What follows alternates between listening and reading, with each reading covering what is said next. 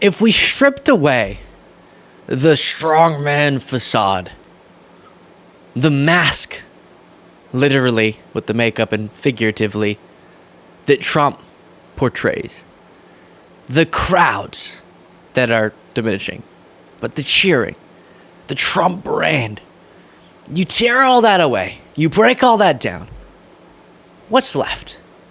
In the privacy of his room, in the privacy even of his own mind, who is Donald Trump? That's something that was so dramatic, I know. So I know too, if you were feeling that. Donald Trump's niece, Mary Trump, who is a psychologist herself, she has spent much of the last few years trying to inform America on what makes Trump so damaging and dangerous, which it comes down to his mind, a very broken person. And in the wake of the debate performance, I'll get to after this, or maybe in between playing these clips, some reporting that also goes through what I'm talking about. But this was specifically on the subject of Trump's debate performance and how Harris was able to play him like a fiddle. Why? It's because she poked at him and pushed the buttons that you'd only know to push if you listen to Mary Trump and others about the psychology of Trump. So I'll let her say it and then respond.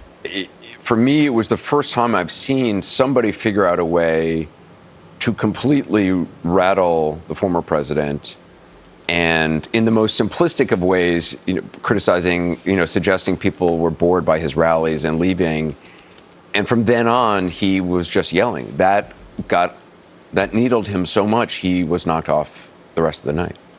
It was incredibly validating, that debate, because some of us have known for a while that is the way to go. But who's been in a position to press him in that kind of venue? Nobody. There's one, figuring that out, and two, having the ability to do it, even if you know that's how to do it. Well, that was the thing that she did so brilliantly. Vice President Harris both gave substantive answers to questions to help the American people get to know her better and what she's going to do for our country, while going straight at Donald's vulnerabilities. The narcissistic injury she inflicted on him in the first 10 or 15 minutes of the debate did exactly what it needed to do, which, as you just said, was make him unravel. He couldn't recover. And honestly, he's not going to. Let's stop there, and then I have more to play. And actually, let me contextualize this with some CNBC reporting about, if I'm not mistaken, the first Mary Trump book. Again, the niece of Trump. Quote, by limiting Donald's access to his own feelings and rendering many of them unacceptable, Fred, Trump Sr., perverted his son's perception of the world and damaged his ability to live in it. Nothing is ever enough. This is far beyond garden variety narcissism. Donald is not simply weak, his ego is a fragile thing that must be bolstered every moment because he knows deep down that he's nothing of what he claims to be. The fact is, Donald's pathologies are so complex and his behavior so often inexplicable that coming up with an accurate and comprehensive diagnosis will require a full battery of psychological and neurophysical tests that he'll never sit for, according to Mary Trump. So that is a sad look into the private life, the childhood, and then the man that Trump has become, for sure. But then how does that connect to now? Always does, based on how he inflicts himself onto the American people. But relating to the debate, I think some were shocked at how effective Harris was able to be. But what we heard in the lead up to that debate was that Harris was taking counsel from a lot of people, one of them being Hillary Clinton, and then obviously Biden as well. But apparently on the call with Clinton articulated the ease at which, if you did it properly, you could get under Trump's skin, throw him off. How do you do that? You consider him within a narcissistic framework, right? You consider what, for a narcissist, could really trigger him. And that is going at the aesthetic, attention, and ego-related things that fuel him and make him him. And that's his crowds. And that's what she did. And maybe at this late date I could have figured that out, but I don't know if going into, which is why Clinton didn't do this in her debates, and Biden obviously, I don't know if, given how presidential debates are supposed to be, and how you always thought, let Trump be crazy, I'll be professional, presidential, I don't know if I would have recommended to a candidate, hey, mock something as petty as as many people are calling it, shrinkage, crowd-wise. And the tiny size of his crowds, as Obama mentioned with his hand gesture, and how people are getting bored of him. Because the entertainer, the person who can draw crowds, the cult leader, that's what gives Trump value and energy to go on. And it worked. Even though it didn't seem like it was in the normal political playbook, Trump knocked a bunch of people off the debate stage, but not Harris. Because she did that, put him on his back foot, heels, something, and discombobulated him enough to fail at delivering the policy-related points he would need to have quote-unquote won the debate, even with the dishonesty that would have happened.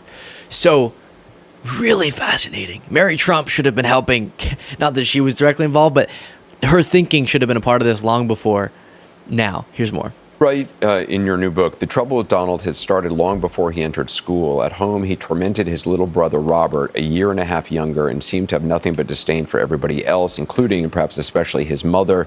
The kids in the neighborhood alternately despised and feared him. He had a reputation for being a thin-skinned bully who beat up on younger kids, but ran home in a fit of rage as soon as somebody stood up to him.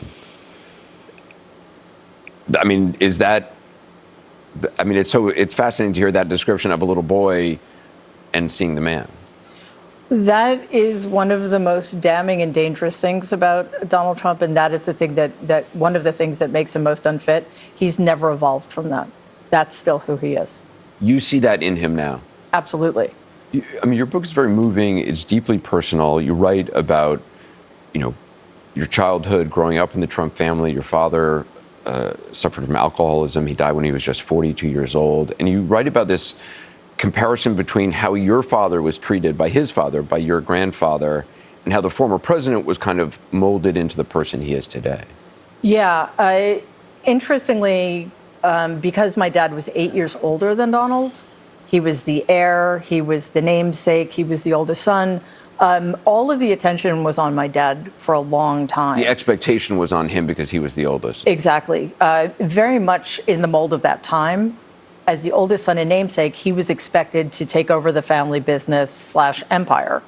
And for reasons that aren't necessarily explicit, my grandfather found my father wanting, even though my dad had every... And I'll stop it there. You could find the full interview, but interesting stuff diving into that. You remember when Bill Barr, who just now endorsed Trump and just cowardice, but Bill Barr said that America can't be, the American people, how was it? Something like, this country can't be a therapy session for a troubled man. Talking about Trump. This was Bill Barr, former Attorney General to Trump, who's now endorsed Trump, saying this about Trump. And that sentence, as destructive as the Bill Barr behavior now and while he was serving Trump has been, was absolutely correct. But it's crazy that people don't see that in Trump, right? The supporters of his, that is. It seems so transparent when you see the way he spun out at that debate, when you see what he talks about at his rallies. It does feel like he's just desperately trying to get, as that quote mentioned, his fragile ego to be bolstered. The quote, again, was, his ego's a fragile thing that must be bolstered every moment because he knows deep down that he's nothing of what he claims to be. And you and I probably see that insecurity so transparently.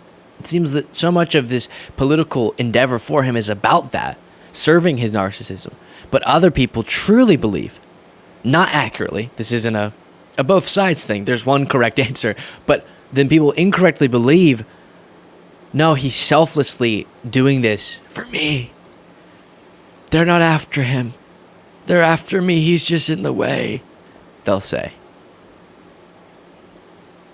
And it shows you the power of branding, I guess.